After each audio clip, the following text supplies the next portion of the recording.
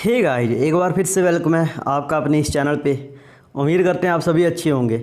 इस वीडियो में हम डिस्कस करेंगे क्लास 10th का चैप्टर 5 जिसका नाम है पीरियोडिक क्लासिफिकेशन ऑफ एलिमेंट्स। यह है इस चैप्टर का लास्ट वीडियो है। अगर आप रिमेनिंग वीडियोस देखना चाहते हैं तो यहाँ पे क्लिक करके देख सकते हैं। नाउ अब हम बात करते हैं इलेक्ट्रोनेगेटिविटी क्या होती है। ये किसी भी एलिमेंट की टेंडेंसी होती है to attract the shared pair of electron toward it, shared pair electron को अपनी ओर अट्रैक्ट करने की। और जो बॉन्ड बनता है मॉलिक्यूल के बीच में वो होता है कोवैलेंट बॉन्ड। फॉर एग्जांपल यहाँ पे मैंने क्लोरीन ले लिया। क्लोरीन का एटॉमिक नंबर 17 होता है तो इसकी इलेक्ट्रॉनिक कॉन्फ़िगरेशन 287 होगी। तो क्लोरीन के आउटर मोस्ट शेल में 7 इलेक्ट्रॉन है। अब सभी जानते हैं कि सभी के सभी एलिमेंट्स अपने आप को स्टेबल करना चाहते हैं और स्टेबल होने के लिए उनके आउटर मोस्ट शेल में 8 इलेक्ट्रॉन होने चाहिए। तो यहाँ पे क्लोरीन के आउटर मोस्ट शेल में 7 इलेक्ट्रॉन है। अब क्लोरीन कोई ऐसे एलिमेंट को ढूंढेगा जो एलिमेंट इसे अपना 1 इलेक्ट्रॉन दे सके और क्लोरीन स्टेबल हो जाएगा। यहाँ पे दूसरा एलिमेंट ले लेते हैं हम हाइड्रोजन। हाइड्रोजन की इलेक्ट्रॉनिक कॉन्फ़िगरेशन 1 होती है क्योंकि इसका एटॉमिक नंबर 1 होता है। तो हाइड्रोजन के जो इलेक्ट्रॉन को मैंने डॉट से लिख लिया और क्लोरीन के पास 7 इलेक्ट्रॉन है, इसे एक और इलेक्ट्रॉन चाहिए। हाइड्रोजन क्या करेगा, इसे अपना 1 इलेक्ट्रॉन दे देगा जिससे हाइड्रोजन पे पार्शियल पॉजिटिव चार्ज आ जाएगा और क्लोरीन पे पार्शियल नेगेटिव चार्ज आ जाएगा। इसीलिए हम क्लोरीन को लिखते हैं Cl नेगेटिव और हाइड्रोजन को कभी कभी H पॉजिटिव भी लिखते हैं। तो इसे हम बोलते हैं इलेक्ट्रोनेगेटिविटी। और जो क्लोरीन और हाइड्रोजन के बीच में बॉन्ड बनेगा वो होगा कोवैलेंट बॉन्ड। अब जो इलेक्ट्रोनेगेटिविटी है वो इंक्रीज होती है जैसे जैसे न्यूक्लियर चार्ज बढ़ता है और न्यूक्लियर चार्ज बढ़ने से जो उसका एटॉमिक साइज है वो कम होगा। अगर हम पीरियड में लेफ़्ट टू राइट मूव करते हैं लिथियम से फ्लोरीन तक तो सबसे ज़्यादा जो इलेक्ट्रोनेगेटिविटी होगी वो फ्लोरीन की, उससे कम होगी ऑक्सीजन की, उससे कम होगी नाइट्रोजन की। अगर हम डाउन द ग्रुप जाते हैं लिथियम से आयोडीन की तरफ तो ये क्या होगी, डिक्रीज होगी। यहाँ पे देखो लिथियम की ज़्यादा है सोडियम से और सोडियम की ज़्यादा है पोटाशियम से। आई होप आपको इलेक्ट्रोनेगेटिविटी का कंसेप्ट समझ में आ गया होगा। अब हम बात करते हैं नेचर ऑफ ऑक्साइड्स। सबसे पहले बात करते हैं मेटल ऑक्साइड्स की। ये बेसिक होते हैं इन नेचर में। मेटल ऑक्साइड्स कौन से होते हैं, N2O। यहाँ पे सोडियम मेटल है उसके साथ O लग गया तो क्या बन गया, मेटल ऑक्साइड। उसके बाद MgO magnesium oxide. Then non metal की बात करें, ये एसिडिक होते हैं इन नेचर। यहाँ पे नॉन मेटल Cl2O7, क्लोरीन क्या है, नॉन मेटल और उसके साथ क्या लग गया, ऑक्सीजन, SO3 हो गया एंड P2O5 हो गया।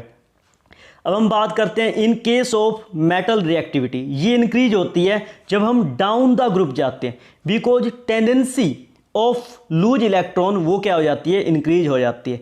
जैसे जैसे हम डाउन द ग्रुप जाते हैं तो इलेक्ट्रॉन लूज करने की जो टेंडेंसी है, क्षमता है, वो बढ़ जाती है। ऐसा क्यों होता है, क्योंकि नंबर ऑफ शेल्स बढ़ते हैं और न्यूक्लियस से सेंटर का डिस्टेंस बढ़ता है। नॉन मेटल की बात करें तो वहाँ पे रिएक्टिविटी डिक्रीज होती है जब हम डाउन द ग्रुप जाते हैं, क्योंकि डाउन द ग्रुप जब हम जाते हैं इलेक्ट्रॉन को गेन करने की जो क्षमता है वो कम हो जाती है, डिक्रीज हो जाती है। इसीलिए नॉन मेटल रिएक्टिविटी भी डिक्रीज हो जाती।